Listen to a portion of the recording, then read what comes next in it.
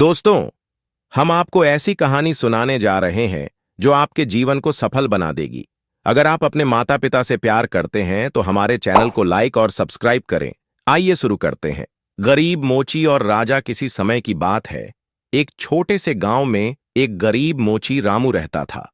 उसका जीवन अत्यंत साधारण था, लेकिन उसके पास एक गुण था जो उसे किसी राजा से कम नहीं बनाता था। वह था उसका ईमानदारी और मेहनत से काम करने का जज्बा। उसका एकमात्र सपना था कि वह अपने परिवार का अच्छे से पालन पोषण कर सके और लोगों की मदद कर सके। वहीं राज्य में एक बहुत ही दयालु राजा विक्रमादित्य शासन करता था, जो अपने राज्य में सभी के लिए न्याय और खुशहाली चाहता था। उसकी यह भावना थी कि एक राजा तभी महान होता है जब वह अपनी प्रजा का भला करता है। राजा का दयालुता और फैसला। राजा विक्रमादित्य के दिल में हमेशा यह ख्याल था कि किसी दिन वह अपनी प्रजा को एक ऐसी चुनौती दे जिससे उनका सच्चा चेहरा सामने आए और जो सच्चे दिल से काम करता हो वही असली विजेता बन सके। एक दिन उसने राज्य में एक प्रतियोगिता की घोषणा की, जिसका शीर्षक था ईमानदारी और सच्चाई का परीक्षण। उसने यह कहा कि कोई भी व्यक्ति इस प्रतियोगिता में भाग ले सकता है जो सच्चाई और ईमानदारी से अपना जीवन जीता हो। वह जानता था कि केवल वह व्यक्ति ही इस प्रतियोगिता को जीत सकता है जो असल में ईमानदारी से कार्य करता हो, और इस तरह से वह अपनी प्रजा के भीतर सच्चे आदर्शों को फैलाना चाहता था। रामू का पात्र रामू, जो हमेशा अपने छोटे से मोची के काम में व्यस्त रहता था, इस प्रतियोगिता के बारे में जानकर थोड़ा चौंका। वह गरीब था, लेकिन उसका दिल बहुत बड़ा था। उसने खुद से पूछा, क्या मैं भी इस प्रतियोगिता में भाग ले सकता हूं? फिर उसने सोचा, अगर मुझे मौका मिलेगा तो मैं यह साबित करूंगा कि सच्चाई और मेहनत से ही किसी का जीवन सुधारा जा सकता है। उसने प्रतियोगिता में भाग लेने का निर्णय लिया। रामू का जीवन बिल्कुल साधारण था। वह रोज अपनी दुकान पर बैठता और जूते बनाता। उसे यह काम बहुत पसंद था और वह इसे पूरी निष्ठा और मेहनत से करता था। उसके पास बड़े सपने नहीं थे, लेकिन उसका विश्वास था कि जीवन की सच्चाई और ईमानदारी से ही बदलाव आता है। राजकुमार अजय राजा विक्रमादित्य का एक पुत्र भी था, जिसका नाम अजय था। अजय एक अत्यधिक महत्वाकांक्षी लड़का था। वह हमेशा अपने पिता के गहनों, राजसी वस्त्रों और सामर्थ्य पर गर्व करता था। अजय को यह विश्वास था कि केवल शक्ति, धन और संपत्ति ही किसी को महान बना सकती है। वह खुद को राजा का सबसे योग्य उत्तराधिकारी मानता था। उसके मन में कभी भी अपने राज्य के लिए सच्ची सेवा या किसी की मदद करने का विचार नहीं आया। वह हमेशा सोचता कि अगर वह इस प्रतियोगिता को जीतता है तो उसे अपने पिता से राजकीय धन और ऐश्वर्य मिलेगा। राजकुमार ने प्रतियोगिता में भाग लेने का निर्णय लिया, लेकिन उसका उद्देश्य केवल अपना नाम रोशन करना था, न कि किसी की मदद करना। वह जानता था कि अगर वह प्रतियोगिता जीतता है तो उसे राजमहल में और भी महत्वपूर्ण स्थान मिलेगा। प्रतियोगिता की शुरुआत। प्रतियोगिता का दिन आ गया। राज्य के सभी लोग उत्साहित थे और प्रतियोगिता में भाग लेने के लिए तैयार थे। रामू अपनी साधारण वेशभूषा में अपने छोटे से बिस्तर के साथ प्रतियोगिता स्थल पर पहुंचा। वह थोड़ी घबराहट महसूस कर रहा था, लेकिन उसने सोचा कि यह उसकी जिंदगी का सबसे बड़ा मौका हो सकता है। राजा विक्रमादित्य ने प्रतियोगिता की शुरुआत की। उसने प्रतियोगियों से सवाल करना शुरू किया और यह सुनिश्चित करने की कोशिश की कि वे अपनी सच्चाई और ईमानदारी से बात करें। राजा का पहला प्रश्न। राजा विक्रमादित्य ने रामू से पूछा, तुमने कभी किसी का हक मारा है?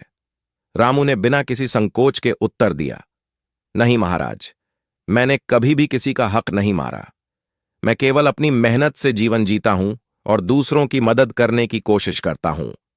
राजकुमार अजय ने भी राजा से यह सवाल पूछा और उसने गर्व से कहा, मैंने कभी भी किसी का हक नहीं मारा, लेकिन मुझे अपने राज्य के भले के लिए सशक्त और महान बनना है। उसकी बातों में कुछ झूठी आक्रामकता थी, क्योंकि वह सच्चाई से अधिक अपने अहंकार और शक्ति पर विश्वास करता था। राजा विक्रमादित्य ने यह महसूस किया कि अजय केवल दिखावा कर रहा था और उसका उद्देश्य किसी की मदद करना नहीं था। राजा विक्रमादित्य का फैसला। राजा ने प्रतियोगिता का अगले भाग में एक कठिन चुनौती रखी। उसने दोनों से कहा कि उन्हें राज्य के सबसे गरीब और जरूरतमंद व्यक्ति की मदद करनी होगी और यह साबित करना होगा कि उन्होंने वास्तव में किसी की जिंदगी में सुधार किया है। जो सबसे ज्यादा मदद करेगा वही प्रतियोगिता का विजेता होगा। रामू की सच्चाई। रामू ने तुरंत अपना काम शुरू किया। वह राज्य के गांव गांव गया और वहां की गरीबी और दुख की हालत को समझने की कोशिश की। उसने जो भी देखा उसे समझा और फिर अपने प्रयासों से लोगों की मदद करना शुरू किया। वह उन गरीबों को काम दिलवाता, उन्हें शिक्षा देता और उन्हें आत्मनिर्भर बनने का मौका देता। रामू का उद्देश्य कभी भी केवल सम्मान या पुरस्कार नहीं था।